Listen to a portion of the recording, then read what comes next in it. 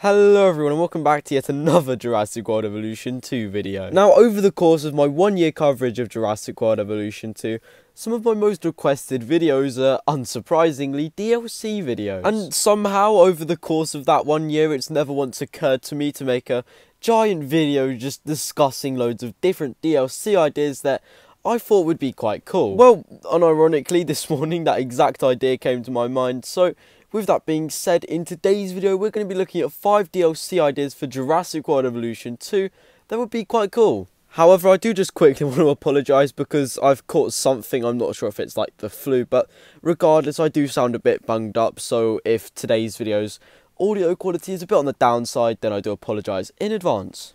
But with that being said, if you do go on to enjoy today's video, please do consider liking and subscribing. If we can smash 30 likes, then that'd be awesome. And I am really trying to push for 2,000 subscribers by the end of the year. So if you haven't already, please do consider subscribing. And let me know down in the comments some DLCs you'd like to see in the future for Jurassic World Evolution 2. But on that note, let's get into the video. So I feel it's important to quickly highlight the fact that everyone wants something different for Jurassic World Evolution 2, albeit a Marine Reptile DLC or a Malta DLC. So I do just quickly want to mention that this is by no means the most anticipated DLCs. This is just my own biased opinion of stuff I'd like to see in the game.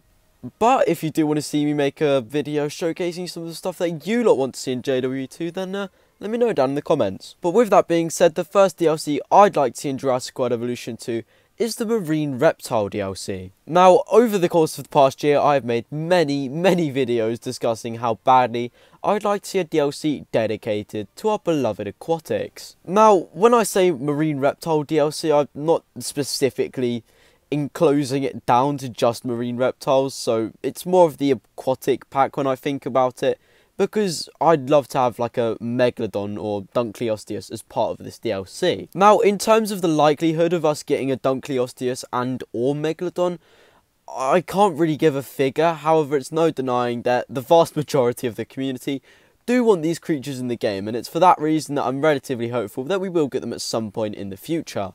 Now, as part of this pack, similar with most DLCs we've seen in JWE2, I'd quite like to get like a free update that just introduces more Lagoon Decorations, because while I am happy with the current Lagoon Decorations, I just feel there's so much more opportunity that Frontier, are leaving untouched. And yeah, I feel like this DLC, unsurprisingly, is the perfect way to introduce these new decorations, and yeah, or maybe even like new viewing galleries and stuff like that.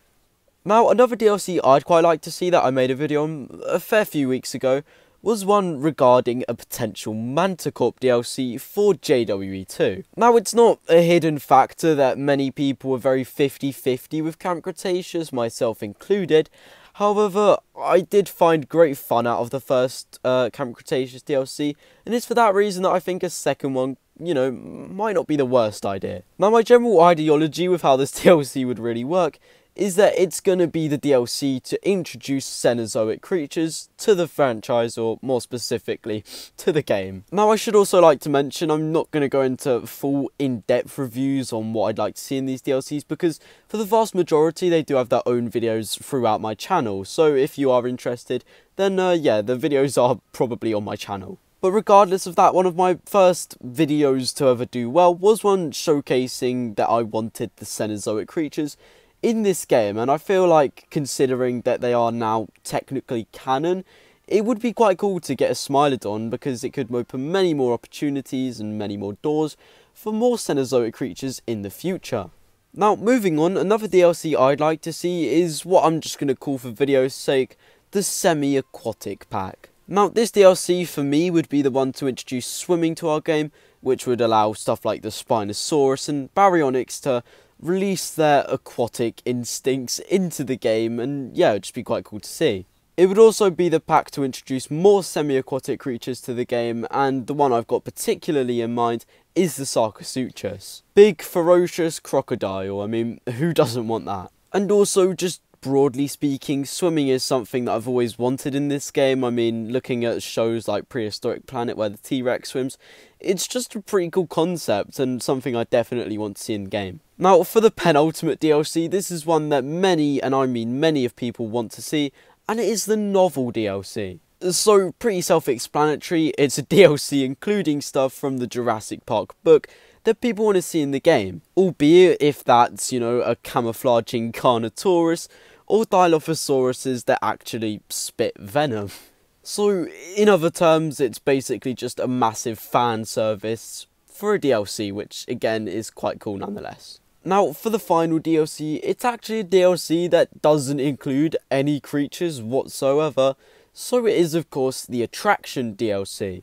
Now, one of the reasons why so many people, you know, prefer games like Planet Zoo or Prehistoric Kingdom to Jurassic World Evolution 2 is because Jurassic World Evolution 2 really limits your creativity with regards to how sort of, you know, replayable it is with, you know, your customization and just generally unleashing your creativity. The fact that it isn't strictly speaking a modular experience definitely limits how far you can go with some of your builds, especially considering the lack of attractions. Well, ladies and gentlemen, with the supposed zipline leak, this DLC could actually be more than just something I fantasize about. This is the perfect opportunity to implement stuff like submarine tours for our lagoons, as well as like Cretaceous cruises. Just simple stuff like that would make the entire Jurassic experience so much more, you know, interactive.